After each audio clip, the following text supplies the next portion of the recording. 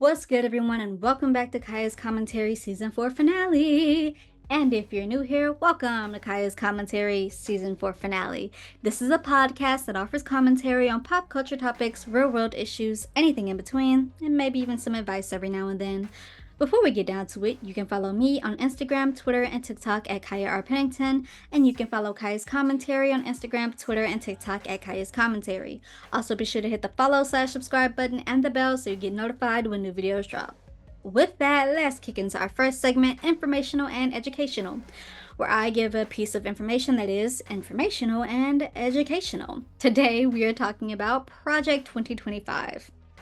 Perhaps you've heard about it in great detail. Perhaps you've heard it thrown around and want to know a little bit about what it is. Fear not, because I will tell you a little bit about what it is, who is behind it, and why, honestly, we should be at the very least a little concerned about it. So, what is Project 2025? Simply put, it is a plan to shape the federal government in favor of a more conservative outlook. Created by the Heritage Foundation, which is a conservative organization dating back at least 50 years, it's made up of several far right movements such as Moms for Liberty, America First Legal, and other far right groups that financially back the organization as a whole. Now, before I get into Project 2025's agenda, it is important to note that the Trump campaign has tried to distance themselves between Project 2025. I am laying out this stuff to you, but I will not directly say that that Trump wrote it up, okay? Like, he has tried to distance himself from it, but also it has been led by two former officials from the Trump administration, former personnel management director Paul Dance and a former special assistant to Trump, Spencer Cheriton, and really one because Dance is stepping down. But also a lot of other people who were involved in the Trump administration in one way or another are also a part of this agenda, be it publishers or editors or people who have written the passages, and yet it has no affiliation to Trump himself. But again, some other people that have been involved with it that were a part of his administration. Former director of the Office of Civil Rights, Roger Servino, and Chris Miller, who was a former defense secretary, just to name a few. But Trump has said on Project 2025, quote, "I know nothing about Project 2025. I have no idea who is behind it. I disagree with some of the things that they are saying, and some of the things that they're saying are absolutely ridiculous and abysmal. Anything they do, I wish them luck, but I have nothing to do with them." End quote. Why would you wish them luck, though? Anyway, despite his attempts to distance himself from Project 2025, Democrats have been aligning the Trump campaign with it. Why? Well, in addition to a lot of former people from the Trump administration being involved in it in one way or another, a lot of the proposals of the 900-page manuscript are things that Republicans and Trump himself have pushed for over the years. From centering on American family values to protect the children, to state-level governance with the minimization of federal government interference, immigration and border protection, and constitutional values. However, the agenda takes these talking points to a whole other level. What kind of other level? Well, I decided to read a little bit of the 920 page, to be exact, I think, manuscript, and y'all, I'm gonna be honest. It reads like a nationalistic fanfic of the American government. I am trying. I will present this to you as professionally as I can. Back in school for my master's, which is mass communication journalism. I will present this to you as professionally as I can, but the best way that I can describe this is it's written like a love letter to the American government that they could have. It's a fanfic of the American government. Like, and on one hand, it's funny because it's like, bro, y'all wrote a 920 page, I think to be exact, love letter to certain aspects of the Reagan administration. On the other hand, it's a terrifying look into what Republicans want and more specifically can accomplish if he or really any other Republican president gets into that seat. But to drive the point home, let me actually read a few passages to y'all before I get into it. Something that I found funny. A lot of what I read and the passages that I pulled come from the intro alone. Like, and it's very plainly laid out. I was looking when I was doing my research, I was like, what is Project 2025? And I was going to all these other sites, all these news sites that can be trusted, that, may all news sites have their biases, but some at the very least try to present it a bit more fairly than others. Those are the ones that I frequented. But they were using all these, they just made it seem like really this complex issue. And so I was like, is it? These are Republicans. They can't be that smart. Anyway, so I went to go look, and I read it, and it's like, not only is this easy to understand for the most part, it's written as a fanfic. But it's from the intro, it's all very laid out. It was only till about like page 50 or 40 before I actually got into like the actual chapters of the story. But one passage in relation to the left coming for businesses that, quote, reject woke progressiveness, states, quote, the next conservative president must make the institutions of American civil society hard targets for woke cultural warriors. This starts with deleting the terms sexual orientation and gender identity, SOGI, diversity, equity, and inclusion, DEI, gender equality, gender equity, gender awareness, gender sensitive, abortion, reproductive health, reproductive rights, and any other term used to deprive Americans of their First Amendment rights out of every federal rule, agency, regulation, contract, grant, regulation, and piece of legislation that exists, end quote. Now, why is that so bad? You read that and it's like, maybe you don't get the problem. To keep it short, people of today identify in many different ways, and you claim to care about the First Amendment, which in part speaks to the freedom of speech, then go on to say you want to delete inclusion and awareness terms. What you really care about is the government not being able to put rules on businesses, which might hold weight in certain aspects if it weren't simply about being hateful to certain groups for you. Because also, mind you, without bills on certain business aspects, certain businesses would have the quote unquote right to refuse business to women, to black people, to indigenous people, to any other people of color. But you're more concerned about the government telling a cake shop that they can't refuse a cake to a gay couple. That's where that stems from. That is what that is alluding to. That's where that comes from. To education, the following passages were written. Quote, pornography should be outlawed. The people who produce and distribute it should be imprisoned. Educators and public librarians who purvey it should be classified as registered sex offenders. Ending that quote there. To be clear, to be 100, 1,000, 2,000, a million, a billion% clear, adult films are not being distributed in libraries, and especially not school libraries. This is their ploy to ban books in libraries, but mostly books written by Black or brown authors, but also those written by queer authors, or really any book they deem provocative, because I do believe the Anne Frank's Diaries and To Kill a Mockingbird are also banned in certain Florida schools. This is their ploy to ban books. Pornography and adult films and adult content are not being sold to children in their libraries, and certainly not in their school libraries. To continue on,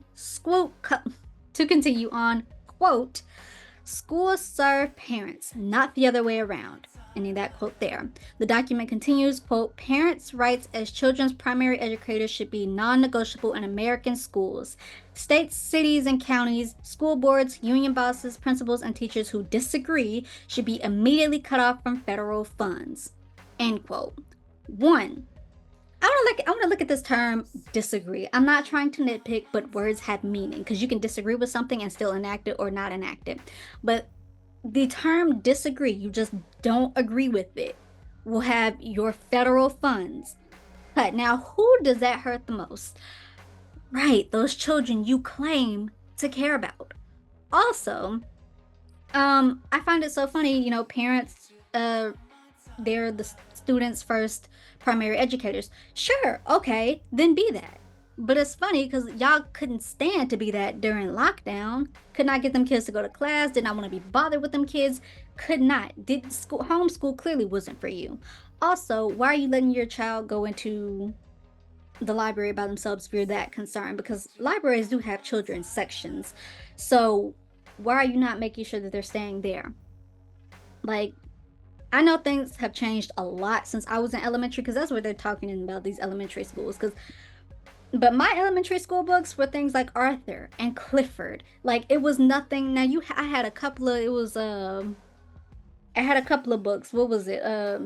One of the books relating to the Little Rock Nine was my middle school book library, and then I had it was like a Harriet Tubman book in my elementary um school. But these are people that y'all love to classify as the good quote unquote examples of how they overcame racism in adversity. So what's the issue? Like even my school library did not have a great selection of books. Like I where are you pulling this from? Like if you're that concerned, you should be like really just standing above them as they pick their books, but you're not. Like and like even if you were, you'd see the books that y'all are so scared, they're not in these libraries. It's not being distributed in libraries. To go on, still on education, quote, the Marxist tenets of, quote, critical race theory and, quote, gender ideology should be excused from curricula in every public school in the country.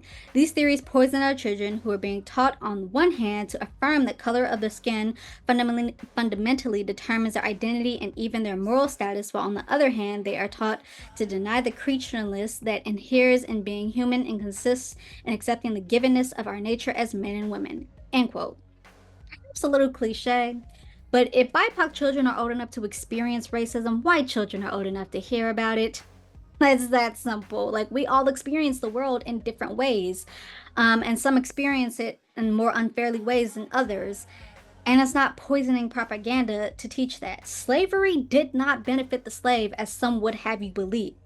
As some have said, slavery did not benefit the enslaved. And if it did benefit the enslaved, why are you so against them hearing about how it benefited the enslaved? If it truly been and if it's a necessary evil, why can they not learn about that necessary evil and how it benefited them in an honest way? To speak to the government, a few quotes are as follows. Quote, bureaucrats at the Department of Education inject racist, anti-American, ahistorical propaganda into American classrooms. Woke bureaucrats at the Pentagon force troops to attend, quote, training seminars about, quote, white privilege.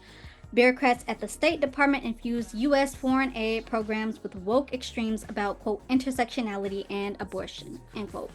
Again, we all experience the world in different ways, so it's okay. Like, it's okay to have the knowledge so that you're not a part of that problem.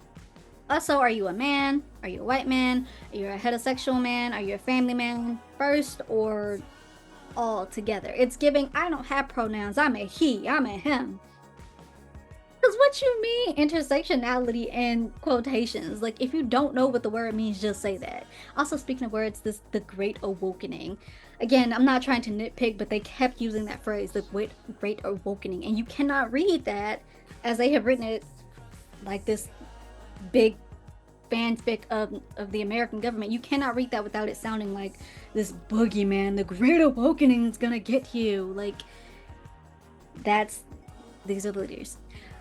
To the way of life, quote, the Declaration of Independence famously asserted the belief of Americans' founders that all men are created equal and endowed with the God-given rights to live life, liberty, and the pursuit of happiness, end quote. One, the founding fathers did not believe all men are created equal. They were the ones to create the concept of race. I think Thomas Jefferson in particular is the one mostly credited with creating race, because they were aware that, hey, we're writing this, but then, we have people we enslave, and we need a way to differentiate that. Other way, we can't really say all men are created equal, because once upon a time, before the mass creation of race, you classified people based on wealth and class status, but they needed something entirely different. They said, okay, well, they can still be a lower class and still have rights. So instead of them being of a lower class, they must be a whole different species. Like that race, that is why like race was created. So this concept that y'all hate and y'all want to erase, your beloved founding fathers created that. But they go on to say that the pursuit of happiness is equal to the, quote, pursuit of blessedness, and men, quote, must be free to live as his creator ordained. The pursuit of the good life is found primarily in family, in marriage and children and Thanksgiving dinners and like that. But also, end quote, but also it could be found in works and in jobs and whatnot. Quote, it's this radical equality, liberty for all, not just of the rights, but of authority that the rich and powerful have hated about democracy in America since 1776, end quote. Who exactly are those rich and powerful, though? Who exactly doesn't want to the rich to pay more in taxes? Who exactly is that? Going on, quote, left to our own devices, the American people reject European monarch and colonization, as we reject slavery, second-class citizenship for women, mercantilism, social, Wilsonian globalism, fascism, communism, and today, wokeism. End quote. Going on, quote, ultimately, the left does not believe that all men are created equal. They think they. Now, when I emphasize the word, just know they emphasized it, okay? I'm not being dramatic. They emphasized it. So ultimately, the left does not believe that all men are created equal. They think they are special. They certainly don't think people have an unalienable right to pursue the good life. They think only they themselves have such a right, along with a moral responsibility to make decisions for everyone else. They don't think any citizen, state, business, church, or charity should be allowed any freedoms until they first bend the knee. End quote. Do I really need to get into why that is so? Now, Democrats and Republicans, politicians in general, point fingers at each other all the time. All the time. But again, how I read that to you is how they wrote it. That don't come off as incredibly childish and juvenile and written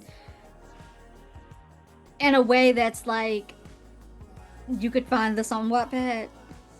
Anyway, lastly, quote, this book, this agenda, the entire Project 2025 is a plan to unite the conservative movement and the American people against the elite rule and woke culture warriors, end quote. And I will stop there because honestly, I've seen enough. That was the intro.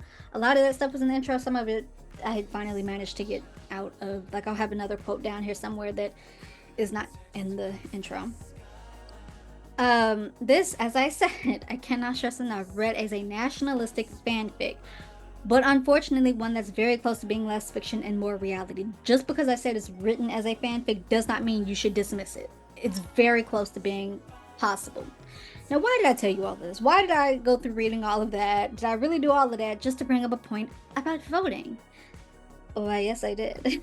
Look, I cannot stress enough, this is not fear-mongering. From the overturning of Roe v. Wade to the Supreme Court, which is at this point mostly Republican, giving the president immunity after he, one, used a lot of his his political funds for bribes along those lines, and two, a self-coup, and they gave him mostly immunity. They're already setting up the most important agencies and positions to be solely yes men and women, to some of the most oppressive and repressive laws, even statewide, which, yes, states definitely should have the right to like speak to their own individual laws. We create our own laws, but also we have government laws that we must follow. But when those laws are to place Western Christianity, 10 Commandments in elementary schools and up, Americans, though it has been debated, was not founded as a Christian nation. I certainly stand by that. It has been debated. You can, I'm not saying this for fact, you definitely can debate that. Because a lot of these men, these founding fathers, they were men of faith, but they were also men of enlightenment. And although their forms of science definitely were not science, they deemed it so. Like, they were not. I stand by the fact that it was not created as a Christian nation, and certainly not one their brand of Old Testament Christianity. Maybe on their old brand of Testament, but again, I don't think that it was founded as a Christian nation. Needless to say, maybe not needless, it's the whole point of me doing this segment. We cannot let this happen. Say what you want about Harris. Have your critiques. She's not above them. But she is the better choice. Better than Trump and better than your third party candidates who only come out every 4 years and don't want to do the work at the local level. Y'all say up and down Kamala and Biden had to earn y'all vote. What? I challenge you. Has the third party candidates done to earn your vote? Like, you're working at the local level trying to possibly barely, because you only come out every 4 years at that, to get them elected. But what are they doing at the local levels trying to get them? Like, they're not viable options. things will get worse for everyone involved if that man or any of them get in seat. And mind you, most Republicans have not won the popular vote in years and decades, so they clearly don't represent most Americans. And yet here they are talking about that they do and what they're going to do to protect those Americans. Please get out and vote. That's my overall message of this. Please, you cannot be a single voter issue with everything that's on the line. I've laid some of it out for you. The document is online for you to see. And it's quite hypocritical when you see very clearly what the Republicans are doing versus what they are saying in the manuscript. Another quote, above all, the president and those who serve under him or her must be committed to the Constitution and the rule of law. This is particularly true of a conservative administration, which knows that the president is there to uphold the Constitution and not the other way around. If a conservative administration does not respect the Constitution, no administration will. End quote. To go on, quote, equally important, the president must enforce the Constitution and the laws as written rather than proclaiming, quote, new, quote, laws, end quote. But then you go on to attempt a self-coup. Like, sure, the American people have a right to question the government, but to be riled up by the sitting president to go attack other government officials and institutions so that he may stay in power is in direct violation of a peaceful transition of power.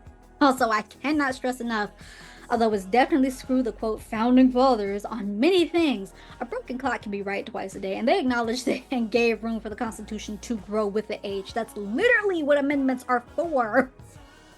Y'all are holding on to these laws written by people who use muskets instead of altering it, because, you know, they're going to take away your guns. No, just alter it for the type of weapons that you have made now. But no, you want to hold it on to where they were using muskets, where they had only one shot in that gun and had to reload it in battle.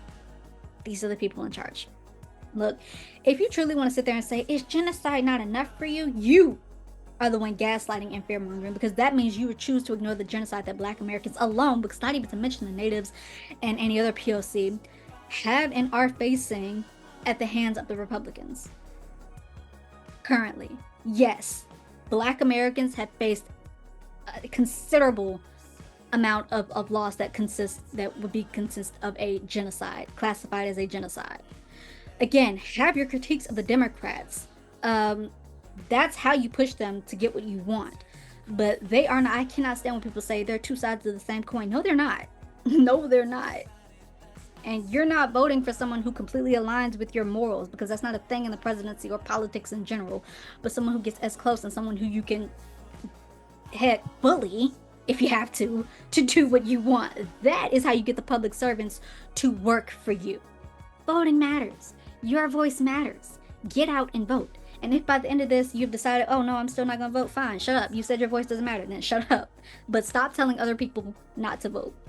Stop calling people who are descendants of chattel slavery and whose grandparents remember these civil rights icons that y'all are holding on to. Like, they would have stood for us. Yeah, sure, but they also stood for us too. People who remember them, calling them colonizers.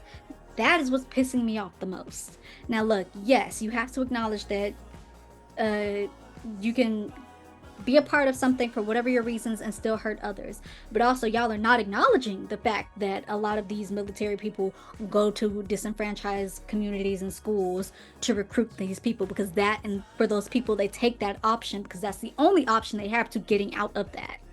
But no, they're just strict colonizers. Like, you would never go up to an indigenous person, someone of Cherokee blood who just so happened to be, and call them a colonizer, without understanding that the reservations that they've been pushed on and contained to most have like horrible conditions, and that might have been their only way out, like, or some way to get funds for their family. You would never call them a colonizer. Like, to call people of chattel slavery, people whose my grandma remembered that stuff. She remembered the civil rights era and Jim Crow era, and she would tell me about it all the time. To call these people colonizers, you are so completely out of line and out of touch. Like, if you're not gonna vote, shut up. You've already decided. You decided. Okay, so shut up. Be quiet. We don't have to hear anything from you.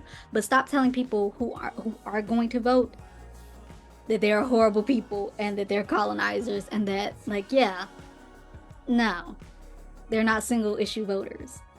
Voting matters. Get out and vote this November. Just a little informational and educational PSA from Kaya's commentary. But with that, let's kick it into something much lighter. Let's go to the movies, where I give my commentary on a movie I've seen. Today's film, the 2017 Jordan Peele film, Get Out. So this was the first film, or really project, that I consciously knew was Jordan Peele. I didn't grow up on Key and Peele because I didn't have cable and Comedy Central and all of that. So I came to Key and Peele much later, and now it's my comfort show. It's literally what I put on when I have nothing to watch, and I always can find something to laugh at in it. But this was the first, and I don't know what really drew me to it. I guess it's just because I had heard such great things about Jordan Peele. I was like, yeah, sure, let's go. So the film is about a black photographer, Chris, going to visit his white girlfriend's parents, who he thinks is going to be weird because it's like they don't know that he is black. It takes a terrifying turn when we find out that they do know that he is indeed black. Let's get into it. So the film starts with a guy walking in an unknown neighborhood.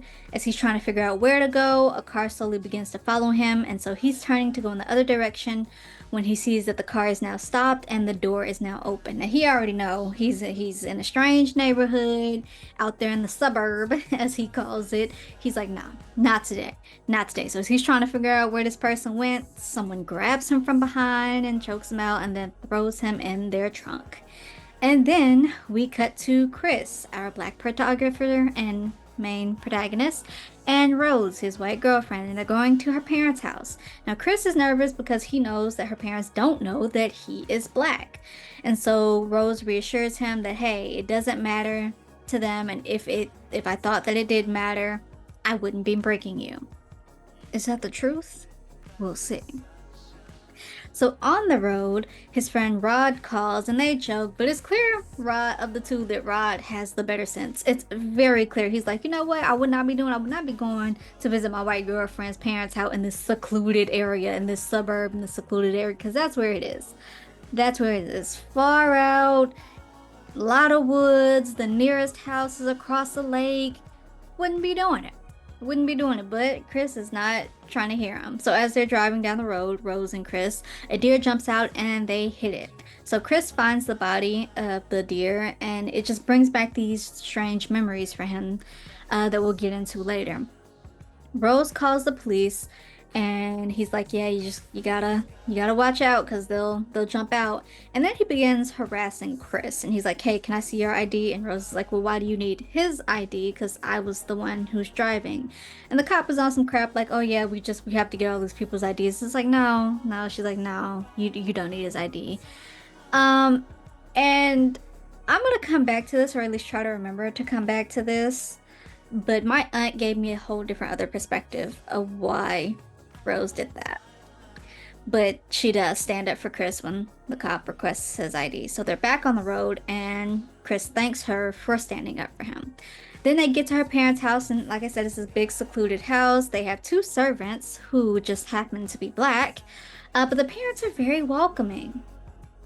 They tell Dean, I think is the dad's name. I wrote it down later in my script, so I go back and forth between calling him Dad and Dean, but I think his name is Dean. So they're telling him they hit a deer, and he goes on this very weird tangent about deers. He says that he doesn't like the deer. He thinks they're taking over. They're like rats, and he sees a dead deer on the road, and he thinks, yeah, that's a start.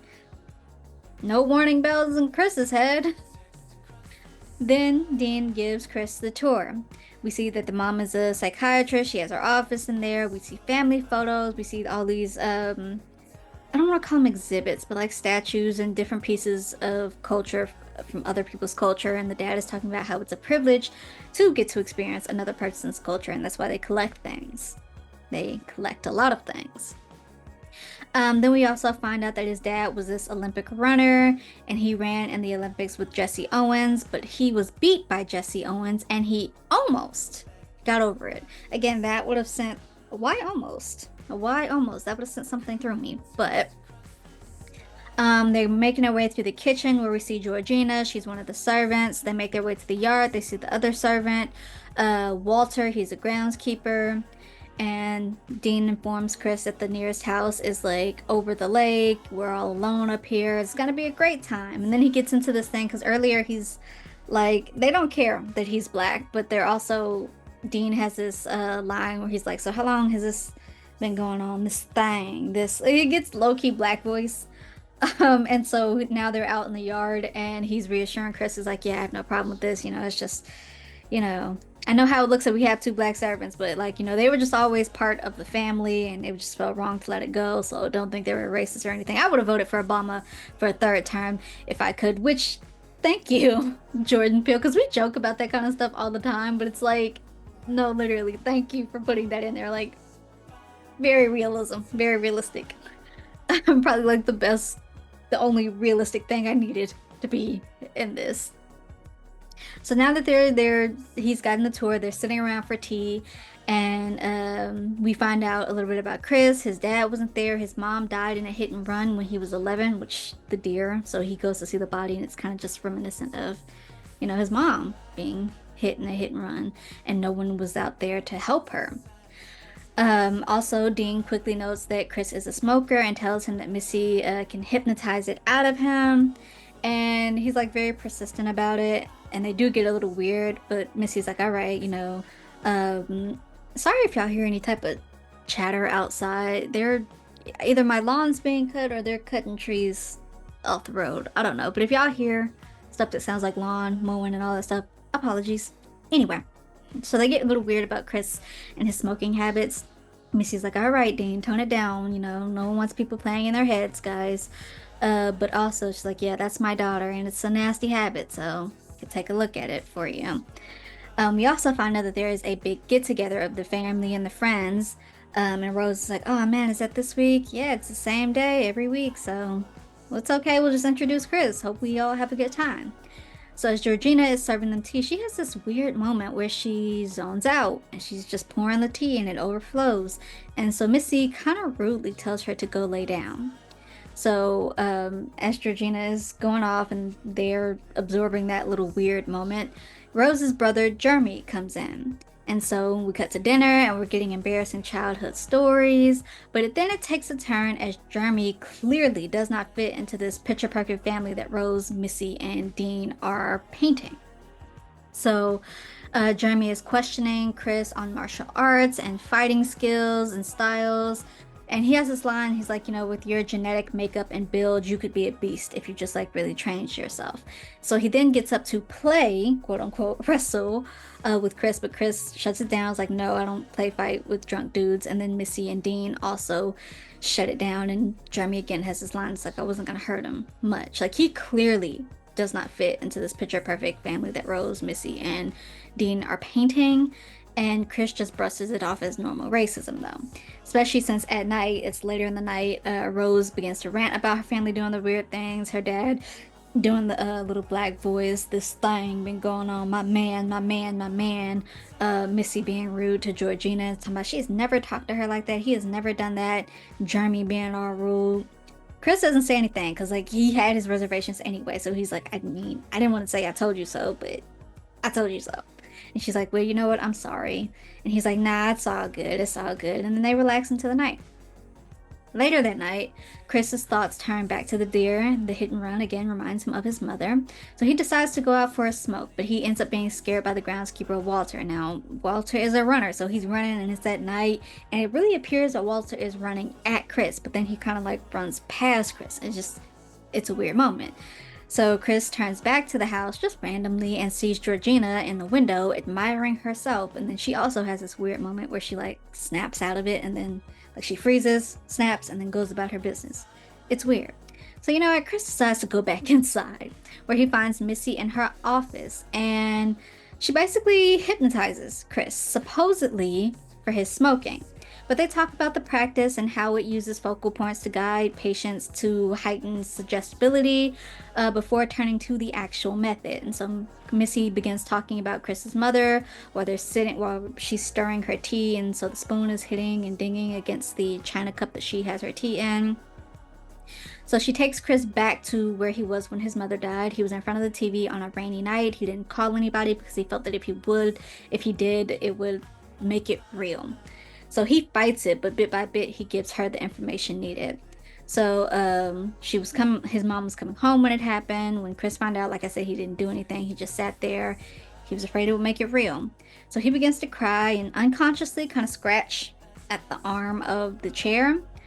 And so Missy really kind of gets into his head at this point. She tells him to sink into the floor, and he's like, wait, wait, wait, wait. And she says it more forcefully, sink. And then he sinks into the floor, or as they call it, as Missy calls it, the sunken place. Now you're in the sunken place where he physically cannot move.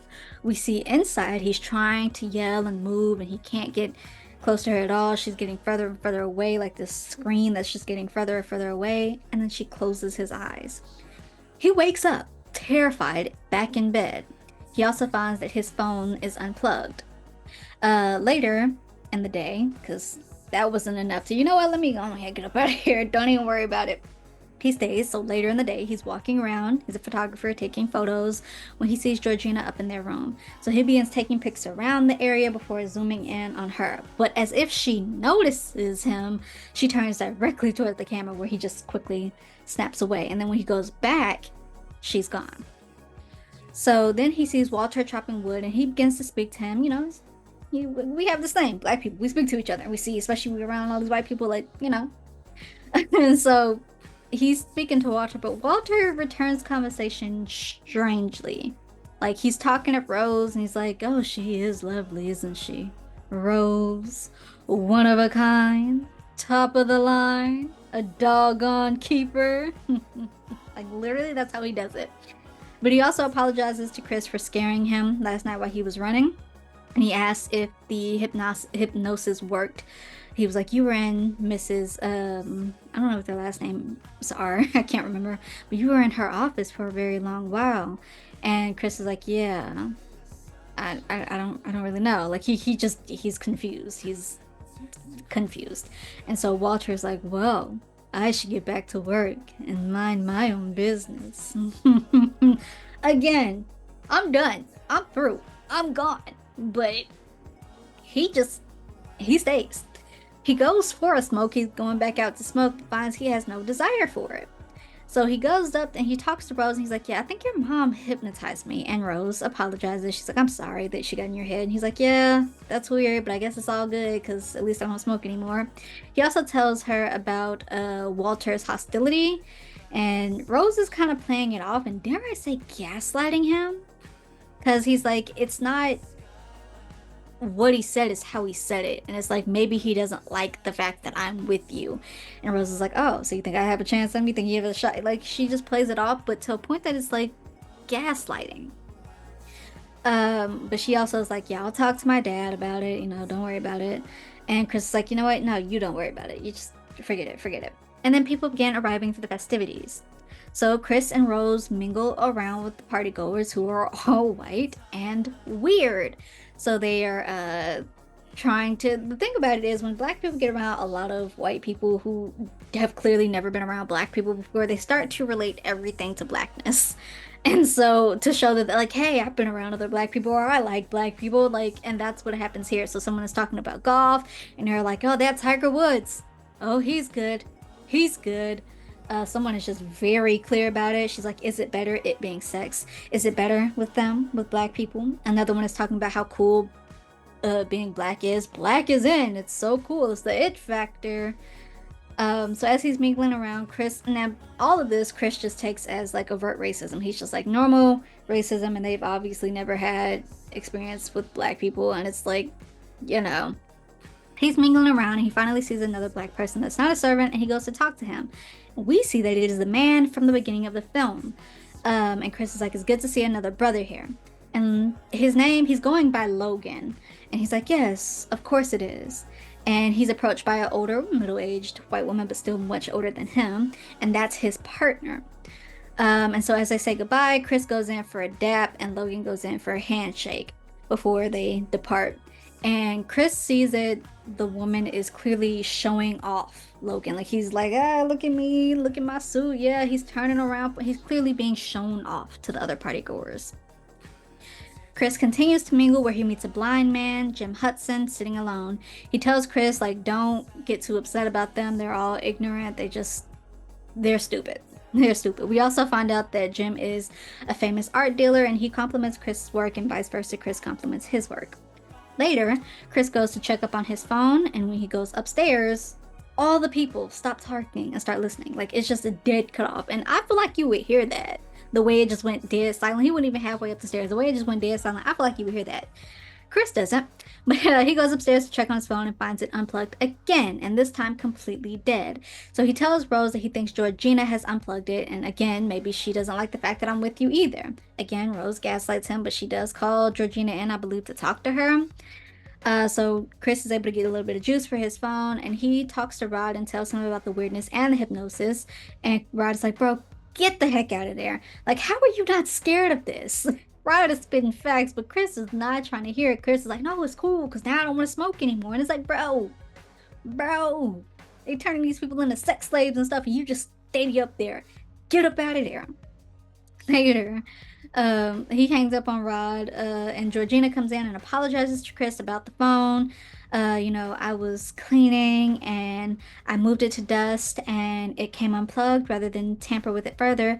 I left it alone. How foolish of me. Chris is like, I wasn't trying to snitch. And Georgina doesn't know what that means. She's like, snitch. Tattletale. Oh, don't you worry. I answer to no one but myself, I assure you. And Chris is like, yeah, sorry. It's just, you get around a lot of white people, I get nervous. And Georgina has a moment where she begins laughing and crying. She's like, no, no, no, no, no, no, no. It's very weird. She zones out. Back at the party, party goers begin asking Chris about the black experience. Chris, trying to kind of like prove a point, he turns to Logan and is like, hey, they asking me about the black experience. Why don't you answer? And Logan is like, oh, it's fine for me, but also I don't leave the house much, indicating that him and his wife, or whoever the lady is to him, are together in that way. As he's talking, Chris snaps a picture of him with his flash on, and Logan has a moment. His nose begins to bleed, his eyes dull, and he goes after Chris. He like grabs him by the shirt and he's like, get out of here, get out of here. And Dean and Missy have to pull him off of Logan. They pull him away and Logan is still shouting, get out, go. Chris is like, what was that? When they get it all settled, Dean and Missy play it off as a seizure. And she has fixed, quote unquote, Logan, and Logan is back. He apologizes to Chris about that, and Chris apologizes as well about the flash. But Rose and Chris go to take a walk, and Chris tells Rose that was not a seizure because his cousin is epileptic. He knows what it looks like, and he also feels that he's met Logan, but not Logan, whoever Logan was before he met him today. He's finally freaking out. Finally. So while this is happening, the party goers and Dean, they are set up under a gazebo and they are having some kind of auction on Chris. And Jim wins it out, the art dealer. So back to Chris, he's telling Rose that he has to leave with or without her, and she tells him that she'll go with him. So Rose and Chris get back late at night, and Jeremy is stringing an out-of-tune ukulele. Walter and Georgina are smiling at Chris. Missy and Dean are doing the same. And it's very clear that you don't know what's about to happen to you, Smile. But while they're packing, Chris sends a picture of Logan to Rod, and Rod calls Chris and tells him that that's Andre Hayworth, somebody that they went to school with back in the day. And Chris tells him how, yes, that's him, but he acts differently now. He's going by Logan, and he has this older white woman partner, and Rod's like, sex slave, you gotta get up out of there. You gotta get up out of there. But his phone dies before they can finish that conversation. So he tells Rose they have to go right away. Rose begins to, all right, go looking for her keys or whatever. And Chris begins to snoop, and he finds pictures with Rose, with Walter, with Andre, with Georgina, etc.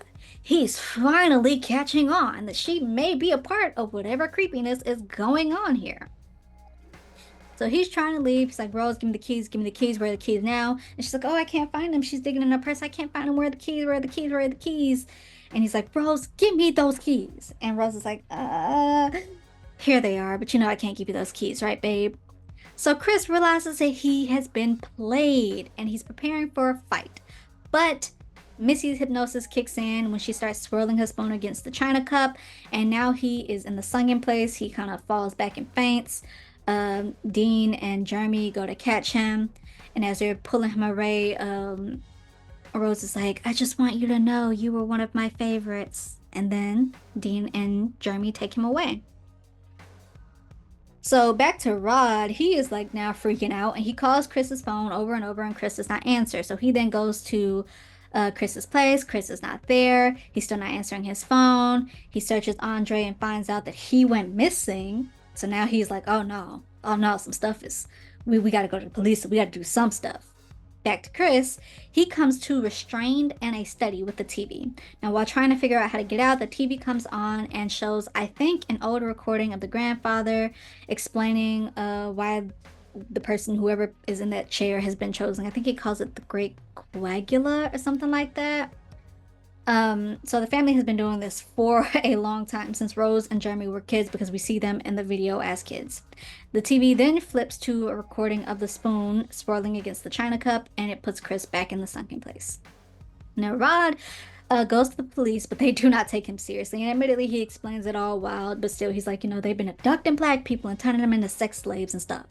And it's like, what am I supposed to do with that? But he also tells the detective that his friend is missing, and like that's why she's over it. She's like, oh, I thought you were talking about your son. You said your friend. But she kind of listens a little in when he's like, hey, he went away with his white girlfriend. And she's like, all right, go on. But then he starts talking about sex slaves and all that stuff, and she's not taking it seriously. So Rob does his own detective work. He again calls Chris's phones, and this time Rose answers. So he tries to catch her in a lie, but she's smart. She's psychotic smart. Her she has this concerning voice, but her face is just empty. She's like, what? No, he said he was leaving. He took a cab. And Rod's like, okay, what cab company did he take? Oh, I don't know. Yellow? What happened to him? Do you think, like, I can't even do it the way that she did it. It was like, And so, like, Rob was trying to catch her in a lie. He's like, the last time I talked to Chris, he said your mama hypnotized him. And so he puts her on mute and then tries to record her, but she flips it. And she's like, you know what, Rob, I know what this is about. I know you're jealous because you wanted to be with me. He's like, be with you. I caught about Chris. And she's like, no, you always thought about being with me. He's like, I don't want to be with you, girl. I'm like, Chris, he just hangs up angry. It's kind of like a comical moment, but like, scary psychotic. So Chris, he is unconsciously scratching at the arm of the seat when he comes to and the TV comes back on. And this time it's Jim explaining what he wants from Chris, his eyes. So they'll put Jim's brain, a part of Jim's brain, into Chris's body, and Chris will still be there in the background because you can't take that whole person's brain out because nervous system. So Chris will still be there slightly in the background, the sunken place, but will not have control, kind of like Georgina and Logan going in and out. When they go out, that's them, but they can't, it's not long enough for them to regain full control of their body. And so Chris is like, okay, well, why black people? And Jim is like, personally, I don't care, but think back to what they were saying to you at the party. Black is in, it's the it factor, you're faster, you're smarter, whatever, what have you. I don't know if it really matters. It certainly don't matter to me. Like I said, I just want your eyes. So as the TV flips off, before he's put back under, Chris notes the cotton in the chair, at the arm of the chair, and so he's looking at it. He's restrained, but maybe he can lean and stuff it in his ear. So Dean and Jeremy are gearing up for the surgery. Jim is already in the operating room, brain out, head open. Jeremy goes to get Chris, but he has put the cotton in his ear, so when Jeremy unties him, Chris isn't unconscious and fights back. He's hitting him with some kind of hard ball. It's not a pool table ball, but it's a hard ball. He hits him once, he hits him twice, and there is blood on the ball and pooling around Jeremy. But what did Bernie Mac say? What did he say to bust for? Because we just keep going. Keep going. So Jeremy is clearly taking a minute, so Dean goes looking and Chris impales him with a deer head. Somehow a fire catches, I think. There was a candle that Dean knocked over. Georgina sees Chris and runs. And Chris is heading for the door, but now Missy has seen him. She goes for her cup, but he's faster. He gets there first and breaks it. So she then goes for a mail opener and kind of stabs him in the hand. He takes it like a champ for like impaling her with it still in his hand through her eye. So she's gone. As he's going out, Jeremy comes back and he puts Chris in a headlock. He's almost got him, but Chris uses the mail opener that was in his hand to stab Jeremy in the knee before stomping him out. There you go. Keep going. He then gets the keys and he's out the door. Now, Rose, if you ever needed reason to believe that she's psychotic, this is it. Like, what's her name? Allison Williams. She would get people coming up to her and be like, "Oh, but Rose was hypnotized too, right? She wasn't really a part of the plan." And she's like, "No, she's racist. She's psychotic. She's evil." Like, this is your indication that she is. She's eating cereal one by one with a glass of milk on the side. Now, I don't like milk, and so when I eat cereal, I will eat it without milk, but not one by one, individually, with a glass of milk on the side. Like, all the while doing this, she's searching for her next victim. She either smells the smoke from the fire or she hears when Chris hits Georgina, because Georgina runs out and Chris does hit her. And he like has a moment where he's like, just keep going, but he ends up taking her with him. And I guess is indication because his mother was a victim of hit and run, but stupid, because there's only a small part of Georgina there. That's mostly grandma. And Walter, if you haven't got it, is grandpa. So she's an op. She's an op. That's not her. Rose comes out of the house with a gun, but Chris has taken off, only to crash when Grandma goes. She wakes up and she's like, "You ruined my house," and she's smacking at him, and they crash. So I think she's gone now too. So now Rose and Walter remain. Rose is taking shots with a gun, and she's just barely missing him. Walter, Grandpa, the Olympic runner, tackles Chris and begins strangling him, but Chris manages to get his phone out and snap a picture with the flash on, and Walter comes too. So he takes the gun from Rose. He's like, "Let me do it." Rose doesn't know that he's been flashed, and then he shoots her before shooting himself. So Rose, dying, still goes for the gun, but Chris gets it first, and she then begins apologizing, like, "Oh, I'm so sorry. I love you. I'm so sorry." He ain't trying to hear it. He's good. He's at a place where he's like, good, and he's strangling her, but he can't follow through. And she knows that. And then sirens approach. So Rose believes that she has been saved, and it's like all that just for sirens to approach. But it's Rod. So Rose dies on the street. Chris goes into the car, and Rob's like, "This is a moment of silence." And Rob is like, "Man, I told you not to go up to the house. Like, I told you." Chris is like, "How did you find me?" Rod is like, "I'm TSA. We handle stuff." And that's the end of the film. The theatrical version. There is an alternative version where it is actual police and Chris goes to jail and Rod comes to visit him and he's like, "Yo, let me tell the truth and get you out of here." And Chris is like, "No, this is where I belong." Thank you, Jordan Peele, for going that one for the one that we got now. We do not need that much realism. Like we did need that one. We did not need that. Thoughts. I really like Get Out. It's by far my favorite Jordan Peele film, but my God, Chris, where were your survival skills? Like, why did it take you so long to notice for them your survival skills to kick in? Like Rose gaslighting him about her parents and not telling him that he's black. Let me tell y'all right here now, if you are dating somebody that's white and they take you to their parents unaware that your parents are unaware that they're black, they didn't tell their parents that they were black. No, no. Or if they know that their parents are racist and they still take you there anyway, no, that is not somebody you need to be dating. They do not care about your well-being. um Going so far out to meet your parents, I'm not doing it. I'm not going out to a secluded part in the woods where the nearest house is across the lake. I'm not doing it. I'm not doing it. The black servants, like, I'm not doing the dad with his, "Oh, I would have voted for Obama for a third term." At what point is it no longer just regular racism and it's something sinister beneath the surface? Like, um, uh, also his dad, Dean, telling Chris that his dad got beat by Jesse Owens and almost got over it. That would have stuck out to me. And the deer rant, that would have stuck out to me. His phone constantly being unplugged. Her brother.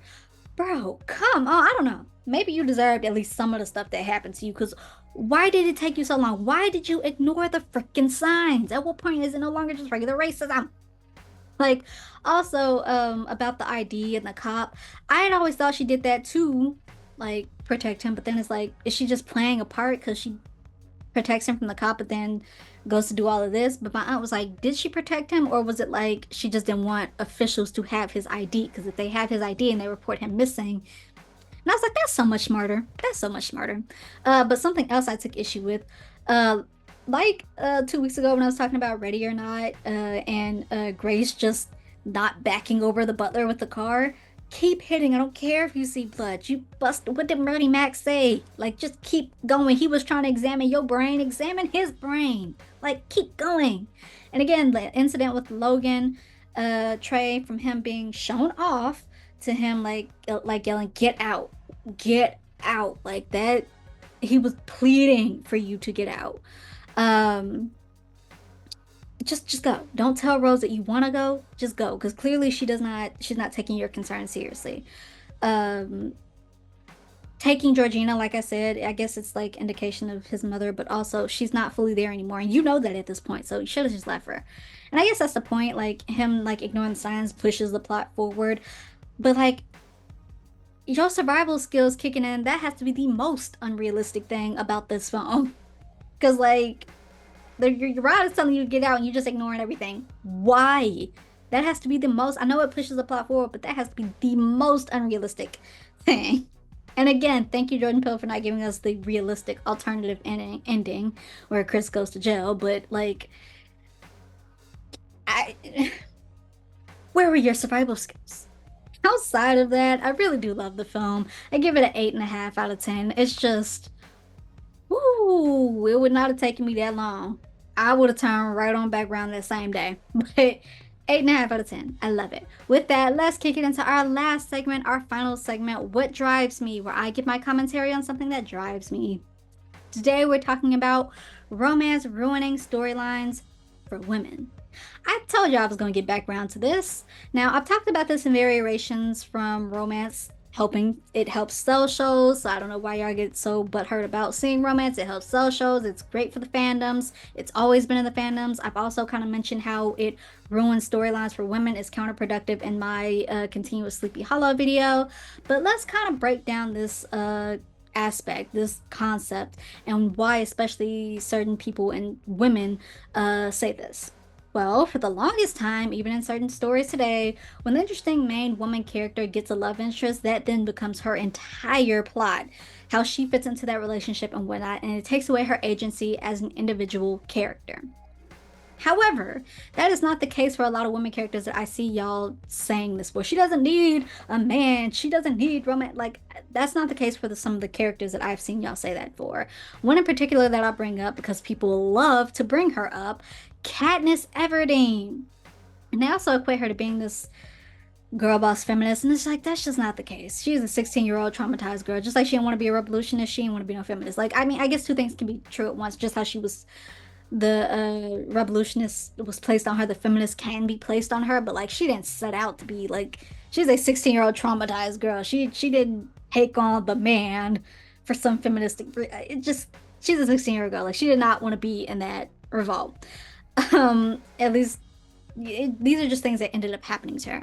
But again, she is a 16-year-old girl being in a love triangle that she did initiate. I will give you that. But it with her age, it really tracks. Like she would have settled for Gale had Peeta not said anything, and the Hunger Games had not happened to her. But if he had gained the courage, she would have realized that she wanted to go with Peeta, and that still would have happened. There's 16-year-old hormones, even in this, like it would have happened. And again, I cannot stress enough that that's not just a regular love triangle. Gale means something, Peeta means something, and Katniss represents something. They all represent something more than just pick me or pick me.